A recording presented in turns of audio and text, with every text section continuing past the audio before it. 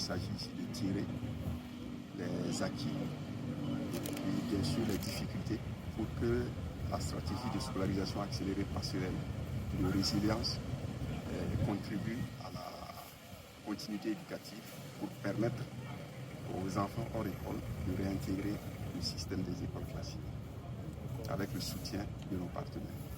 Le gouvernement est déjà engagé pour la continuité éducative et ces efforts sont traduits chaque année scolaire, non seulement par l'ouverture des centres, avec le soutien de nos partenaires comme l'UNICEF, mais aussi par d'autres initiatives au fur et à mesure que nos forces de défense et de sécurité engrangent des acquis dans la sécurisation du territoire et pour la réouverture des écoles. Et donc, le gouvernement tient à poursuivre ces efforts avec les ressources disponibles, mais aussi avec l'accompagnement des partenaires techniques et financiers pour continuer à réouvrir les écoles et à assurer la continuité éducative. Il faut dire que la stratégie a commencé il y a bien longtemps, depuis 2006.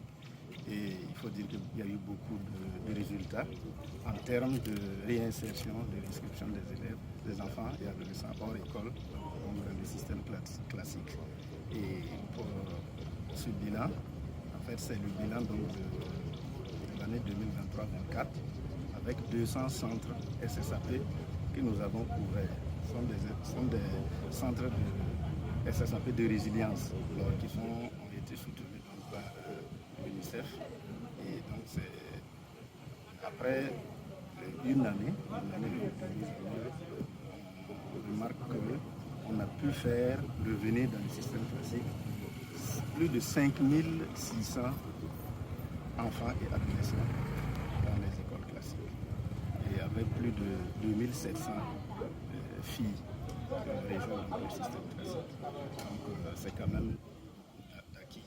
C'est des difficultés liées bien sûr à l'accès de certaines zones, bien sûr pour l'ouverture de ces centres, parce que vous savez que par endroit l'accès est vraiment très difficile et on a eu donc, des enseignants suffisamment engagés qui ont accompagné la stratégie en y restant, en bravant donc tous les aléas pour pouvoir y être.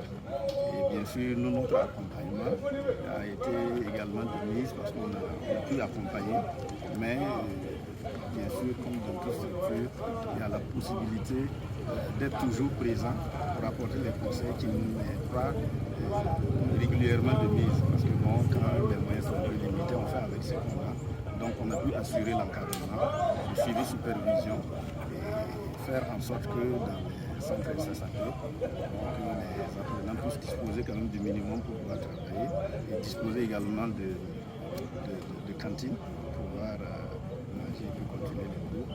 Mais il faut dire que ce n'est toujours pas suffisant. On a besoin toujours d'être accompagné dans ce sens-là.